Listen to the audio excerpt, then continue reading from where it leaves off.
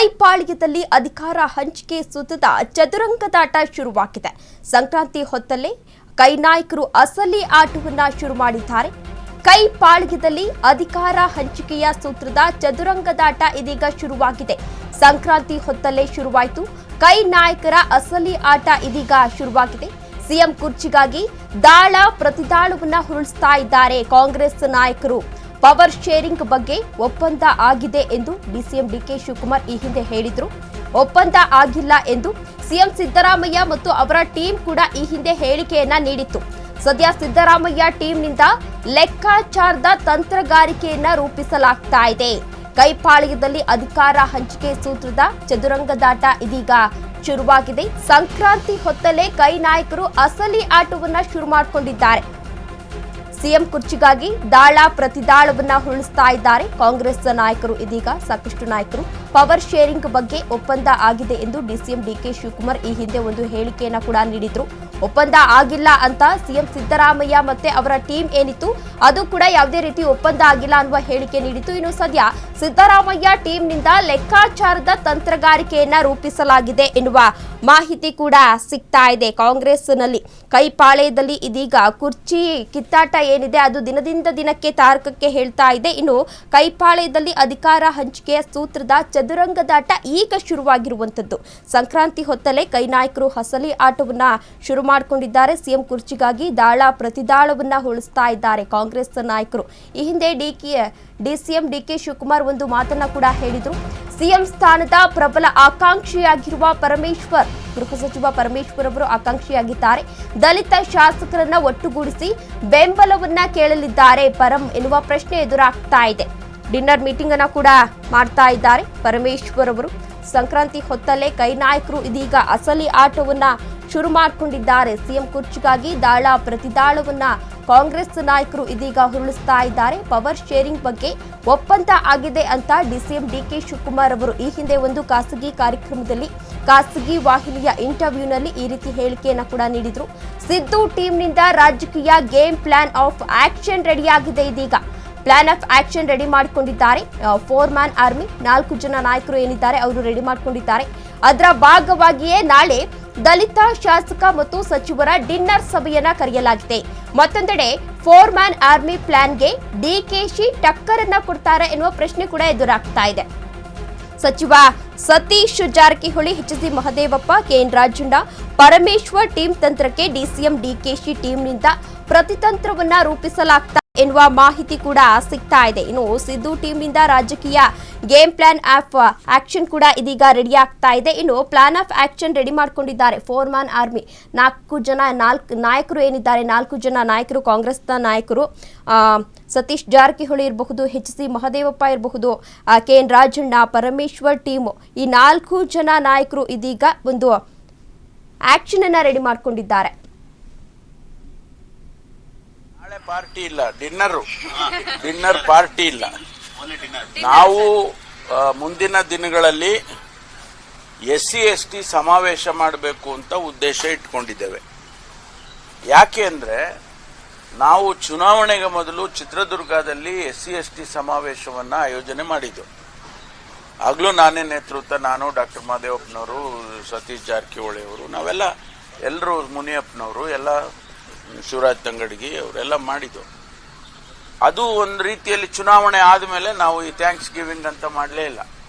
ಅಧಿಕಾರ ಬಂತು, ಅಧಿಕಾರ ಆದಮೇಲೆ ಎಲ್ಲ ನೀವು ಕೂತ್ಬಿಟ್ರಿ ಅಧಿಕಾರದಲ್ಲಿ ಅಂತ ಬಹಳ ದಿನದಿಂದ ಆ ರೀತಿ ಮಾತುಗಳು ಬರ್ತಾ ಇತ್ತು. ಅದಕ್ಕೆ ನಾವು ಅಂದ್ಕೊಂಡು ಆಯ್ತಪ್ಪ, ಈಗ ಮಧ್ಯದಲ್ಲಿ ನಮಗೆ ಗ್ಯಾಪೇ ಸಿಗ್ತಾ ಇರಲಿಲ್ಲ. ಇಲ್ಲ ಸದನ ನಡೆಯೋದು, ಅಧಿವೇಶನ ಬರ್ತಾ ಇತ್ತು, ಅಥವಾ ಇಲ್ಲ ಯಾವುದೋ ಚುನಾವಣೆ ಬರ್ತಾ ಇತ್ತು, ಹೀಗೆಲ್ಲ ಆಗ್ತಿತ್ತು. ಅದಕ್ಕೆ ನಾವು ನಾಳೆ ಎಲ್ಲ MLAಗಳನ್ನ, SC/ST ಸಮುದಾಯದ MLAಗಳು, XMLAಗಳು ಮತ್ತು ಅದಕ್ಕೆ ಸಂಬಂಧಪಟ್ಟಂತ Pradesh Congress, it's going to be a party function. Party ಇದರಲ್ಲೇ ತಗೊಂಡು ಮಾಡ್ತೀವಿ. ಆಮೇಲೆ ಬೇರೆ ಬೇರೆಯವರು ಬರ್ತಾರೆ, ಪಾರ್ಟಿ ಜೊತೆಗೆ ಬೇರೆಯವರು ಬರೋದಕ್ಕೆ ಸಾಧ್ಯತೆ ಇದೆ.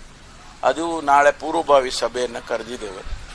ಏನು ತೀರ್ಮಾನ ಮಾಡ್ತಾರೆ ಅವರು, ಎಲ್ಲಿ ಮಾಡಬೇಕಾ ಬೇಡವಾ, ಮತ್ತು ಮಾಡೋದಿದ್ರೆ ಎಲ್ಲಿ ಮಾಡಬೇಕು, ಇದೆಲ್ಲ ಸ್ವಲ್ಪ ಚರ್ಚೆ ಮಾಡ್ತೀವಿ. ಅದು ಆ ಟೈಮ್ನಲ್ಲಿ 7 ಗಂಟೆಗೆ ಕರೆದಿದ್ದೀವಿ. 7 ಗಂಟೆ ಅಂದರೆ ಮುಗಿಯೋದು 1-2 ಗಂಟೆ ಆದರೂ ಚರ್ಚೆ ಆಗುತ್ತೆ. ಆದಮೇಲೆ ಊಟ ಮಾಡ್ಬೇಕಲ್ಲ, ಎಲ್ಲೋ ಒಂದು ಕಡೆ ಊಟ ಮಾಡಬೇಕು. ಅದಕ್ಕೆ ಅಲ್ಲೇ ಮಾಡ್ರಪ್ಪ ಅಂತ ಊಟಕ್ಕೆ ಏರ್ಪಾಡು. 6-7 ತಿಂಗಳಿಂದಲೇ ತಂತ್ರವನ್ನ ರೂಪಿಸಿದ್ದಾರೆ ಡಿಸಿಎಂ ಡಿಕೆ ಶಿವಕುಮಾರ್ ಎನ್ನಲಾಗ್ತಾ ಇದೆ. ಪವರ್ ಶೇರಿಂಗ್ ಸಂಬಂಧ ಈಗಾಗಲೇ ರಾಹುಲ್ ಗಾಂಧಿಯನ್ನ ಕೂಡ ಡಿಕೆ ಶಿವಕುಮಾರ್ ಅವರು ಭೇಟಿಯಾಗಿದ್ರು. ಈ ಹಿಂದೆ ವಿದೇಶದಲ್ಲಿ ರಾಹುಲ್ ಗಾಂಧಿಯನ್ನ ಭೇಟಿ ಮಾಡಿದ್ರು ಡಿಕೆ ಶಿವಕುಮಾರ್ ಅವರು. ಹಲವಾರು ವಿಚಾರಗಳ ಬಗ್ಗೆ ಪ್ರಸ್ತಾಪವನ್ನ ಮಾಡಿದ್ರು. ಆಗಾಗ ಮಲ್ಲಿಕಾರ್ಜುನ್ ಖರ್ಗೆ ಅವರನ್ನ ಕೂಡ ಡಿಸಿಎಂ ಡಿಕೆ ಶಿವಕುಮಾರ್ ಅವರು ಭೇಟಿಯನ್ನ ಮಾಡ್ತಿದ್ದಾರೆ. ಭೇಟಿ ವೇಳೆ ಹಾದಿ ಸುಗಮಗೊಳಿಸುವ ಯತ್ನವನ್ನ ಮಾಡ್ತಿದ್ದಾರೆಂಬ ಚರ್ಚೆ ಕೂಡ ನಡೀತಾ ಇದೆ. ತಮ್ಮ ಬಳಿಕ ಕೆಪಿಸಿಸಿ ಸಾರಥಿ ಯಾರು ಆಗಬೇಕು ಎಂಬುದಕ್ಕೂ ಕೂಡ ಪ್ಲಾನ್ ರೆಡಿ ಮಾಡಿಕೊಂಡಿದ್ದಾರೆ. ಈಗಾಗಲೇ ಪ್ಲಾನ್ ಅನ್ನ ರೆಡಿ ಮಾಡಿಕೊಂಡಿದ್ದಾರೆ ಡಿಸಿಎಂ ಡಿಕೆ ಶಿವಕುಮಾರ್ ಎನ್ನುವ ಮಾಹಿತಿ ಕೂಡ ಸಿಗ್ತಾ ಇದೆ. 6-7 ತಿಂಗಳಿಂದಲೇ ಕೂಡ ಡಿಸಿಎಂ ಡಿಕೆ ಶಿವಕುಮಾರ್ ಈಗಾಗಲೇ ತಂತ್ರವನ್ನ ರೂಪಿಸುತ್ತಿದ್ದಾರೆ ಎನ್ನುವ ಮಾಹಿತಿ ಕೂಡ ರಾಜ್ಯ ರಾಜಕೀಯದಲ್ಲಿ ಈಗಾಗಲೇ ಹರಿದಾಡ್ತಾ ಇದೆ. ಇನ್ನು ಪವರ್ ಶೇರಿಂಗ್ ಸಂಬಂಧ ಈಗಾಗಲೇ ರಾಹುಲ್ ಗಾಂಧಿ ಅವರನ್ನ ಕೂಡ ಡಿಕೆ ಶಿವಕುಮಾರ್ ಈಗಾಗಲೇ ಭೇಟಿಯನ್ನ ಕೂಡ ಮಾಡಿದ್ರು. ಪ್ರವಾಸವನ್ನ ಕೈಗೊಂಡಿದ್ದಂತಹ ಸಂದರ್ಭದಲ್ಲಿ ಡಿಕೆ ಶಿವಕುಮಾರ್ ಅವರು ರಾಹುಲ್ ಗಾಂಧಿ ಅವರನ್ನ ಭೇಟಿ ಮಾಡಿದ್ರು. ಇಂದು ಕೆಸಿ ವೇಣುಗೋಪಾಲ್ರನ್ನ ಭೇಟಿಯಾಗಲಿದ್ದಾರೆ ಡಿಸಿಎಂ ಡಿಕೆ ಶಿವಕುಮಾರ್ ಅವರು. ಇವತ್ತು ಎಐಸಿಸಿ ಪ್ರಧಾನ ಕಾರ್ಯದರ್ಶಿ ಕೆಸಿ ವೇಣುಗೋಪಾಲ್ ಅವರನ್ನ ಇವತ್ತು ಡಿಕೆಶಿ ಭೇಟಿಯಾಗಲಿದ್ದಾರೆ. ದೆಹಲಿಯಲ್ಲಿ ಕೆಸಿ ವೇಣುಗೋಪಾಲ್ರನ್ನ ಭೇಟಿಯಾಗಿದ್ದಾರೆ. ಈಗಾಗಲೇ ಡಿಸಿಎಂ ಡಿಕೆ ಶಿವಕುಮಾರ್ ಅವರು ಕೆಸಿ ವೇಣುಗೋಪಾಲ್ ರವರನ್ನ ಭೇಟಿಯಾಗಿ ಡಿಕೆಶಿ ಈಗಾಗಲೇ ಚರ್ಚೆಯನ್ನ ಕೂಡ ನಡೆಸ್ತಾ ಇದ್ದಾರೆ. ಸೋನಿಯಾ ಗಾಂಧಿ ಭೇಟಿಗೂ ಡಿಸಿಎಂ ಡಿಕೆ ಶಿವಕುಮಾರ್ ಪ್ರಯತ್ನವನ್ನ ಮಾಡ್ತಾ ಇದ್ದಾರೆ ಎನ್ನುವ ಮಾಹಿತಿ ಕೂಡ ಸಿಗ್ತಾ ಇದೆ. ಈ ಹಿಂದೆ ರಾಹುಲ್ ಗಾಂಧಿ ಅವರನ್ನ ಭೇಟಿಯಾಗಿದ್ರು ಡಿಕೆ ಶಿವಕುಮಾರ್ ಅವರು. ಇದೀಗ ಕೆಸಿ ವೇಣುಗೋಪಾಲ್ ಏನು ಎಐಸಿಸಿ ಪ್ರಧಾನ ಕಾರ್ಯದರ್ಶಿ ಆಗಿರುವಂತಹ ಕೆಸಿ ವೇಣುಗೋಪಾಲ್ ರವರನ್ನ ಈಗಾಗಲೇ ಭೇಟಿಯನ್ನ ಮಾಡಿ ಹಲವಷ್ಟು ಮಾಹಿತಿಗಳನ್ನ ಕಲೆ ಹಾಕಿದ್ದಾರೆ.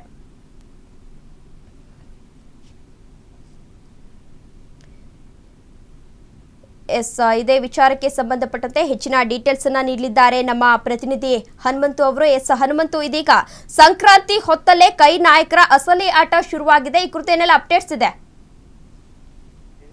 ಈಗಾಗಲೇ ರಾಜ್ಯ ಕಾಂಗ್ರೆಸ್ ನಲ್ಲಿ ಡಿನ್ನರ್ ಪಾಲಿಟಿಕ್ಸ್ ಸಾಕಷ್ಟು ಕಿಚ್ಚು ಅನ್ನ ಹಚ್ಚಿರುವಂತದ್ದು. ಇದೇ ಡಿನ್ನರ್ ಪಾಲಿಟಿಕ್ಸ್ ನಿಂದಾನೇ ಡಿಸಿಎಂ ಡಿಕೆ ಶಿವಕುಮಾರ್ ಅವರು ಕೆರಳಿದಂತೆ ಕಾಣಿಸುತ್ತೆ. ಆ ಕಾರಣಕ್ಕಾಗಿನೇ ನೇರವಾಗಿ ದೆಹಲಿಗೆ ತೆರಳಿರುವಂತಹ ವಿದೇಶ ಪ್ರವಾಸ ಮುಗಿಸ್ಕೊಂಡು ಬಂದು ದೆಹಲಿಗೆ ತೆರಳಿ ದೆಹಲಿಯಲ್ಲಿ ಚುನಾವಣಾ ಪ್ರಚಾರ ಕಾರ್ಯದಲ್ಲೂ ಕೂಡ ತೊಡಗಿಸಿಕೊಂಡು ಅದಾದ ನಂತರದಲ್ಲಿ ಇವತ್ತು ಹೈಕಮಾಂಡ್ ನಾಯಕರನ್ನ ಭೇಟಿಗೆ ಡಿಸಿಎಂ ಡಿಕೆ ಶಿವಕುಮಾರ್ ಎಲ್ಲಾ ರೀತಿಯ ಪ್ರಯತ್ನಗಳನ್ನ ಮಾಡ್ತಾ ಇದ್ದಾರೆ. AICC general secretary KC Venugopal ಅವರನ್ನ ಭೇಟಿ ಮಾಡುವಂತ ಸಾಧ್ಯತೆಗಳಿದಾವೆ. ಅದರ ಜೊತೆಗೆ ಈ ಏನು ಟಕ್ಕರ್ ಆಟಕ್ಕೆ ಪ್ರತಿತಂತ್ರ ದಾಳಕ್ಕೆ ಪ್ರತಿದಾಳ ಅನ್ನುವಂತ ರೀತಿಯಲ್ಲಿ DCM DK Shivakumar full alert ಆಗಿರುವಂತದ್ದು.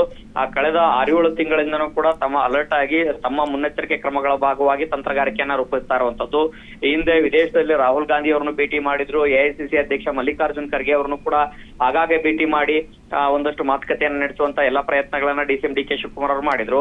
ಒಟ್ಟಿನಲ್ಲಿ ತಮ್ಮ ಕನಸಿನ ಹಾದಿಯನ್ನು ಸುಗಮಗೊಳಿಸಿಕೊಳ್ಳುವಂತ ಲೆಕ್ಕಾಚಾರದಲ್ಲಿ ಡಿಸಿಎಂ ಡಿಕೆ ಶಿವಕುಮಾರ್ ಅವರು ಬ್ಯುಸಿ ಆಗಿರುವಂತದ್ದು.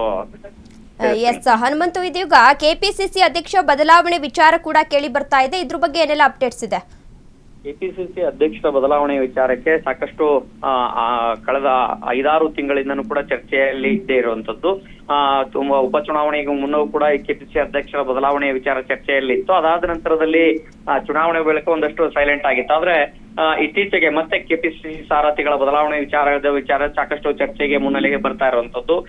ಪ್ರಮುಖವಾಗಿ ಡಿಸಿಎಂ ಡಿಕೆ ಶಿವಕುಮಾರ್ ಅವರು ಮುಂಬರುವಂತಹ ದಿನಗಳಲ್ಲಿ ಪಕ್ಷದ ಮೇಲೆ ಹಿಡಿತವನ್ನ ಸಾಧಿಸಬೇಕು ಅನ್ನೋ ಕಾರಣಕ್ಕಾಗಿ ಕೆಪಿಸಿಸಿ ಅಧ್ಯಕ್ಷ ಸ್ಥಾನ ಸದ್ಯಕ್ಕೆ ಬದಲಾವಣೆ ಬೇಡ ಅನ್ನುವಂತ ಮನಸ್ಥಿತಿಗೆ ಬಂದಿರುವಂತದ್ದು. ಆದ್ರೆ ಯಾವುದೇ ಕಾರಣಕ್ಕೂ 1 ಮ್ಯಾನ್ 1 ಪೋಸ್ಟ್ ಜಾರಿ ಆಗ್ಬೇಕು. ಆ ಮೂಲಕ ಪಕ್ಷದಲ್ಲಿ ಒನ್ ಮ್ಯಾನ್ 1 ಪೋಸ್ಟ್ ನಿಯಮ ಏನಿದೆ ಅದು ಇಂಪ್ಲಿಮೆಂಟ್ ಆಗ್ಬೇಕು. ಯಾಕಂತಂದ ಹೇಳಿದ್ರೆ ಡಿಸಿಎಂ ಡಿಕೆ ಶಿವಕುಮಾರ್ ಅವರು ಈಗಾಗಲೇ 4 ಹುದ್ದೆಗಳನ್ನ ಅಲಂಕರಿಸಿರುವಂತ ಕಾರಣಕ್ಕಾಗಿ ಕೆಪಿಸಿಸಿ ಸ್ಥಾನಕ್ಕೆ ಸತೀಶ್ ಜಾರಕಿಹೊಳಿ ಅವರನ್ನ ತಂದು ಕೂರಿಸಬೇಕು ಅನ್ನೋಂತ ಲೆಕ್ಕಾಚಾರಗಳು ಒಂದಷ್ಟು ತಂತ್ರಗಾರಿಕೆಗಳು ಕೂಡ ಸಿಎಂ ಬಣದಿಂದ ಜೋರಾಗಿ ನಡೀತಾ ಇರುವಂತದ್ದು. ಆದ್ರೆ ಮತ್ತೊಂದು ಕಡೆಗೆ ಲಿಂಗಾಯತ ಸಮುದಾಯದ ನಾಯಕರು ಕೂಡ ಈ ನಮ್ಮ ಸಮುದಾಯಕ್ಕೆ ಒಂದಷ್ಟು ಕೆಪಿಸಿಸಿ ಅಧ್ಯಕ್ಷ ಸ್ಥಾನವನ್ನ ಕೊಡಬೇಕು ಅನ್ನೋಂತ ಪಟ್ಟನ್ನ ಹಿಡಿದಿರುವಂತದ್ದು.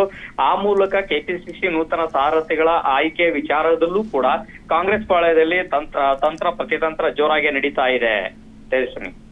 ಧನ್ಯವಾದ ಹನುಮಂತು ತಮ್ಮೆಲ್ಲ ಡೀಟೇಲ್ಸ್ಗಾಗಿ.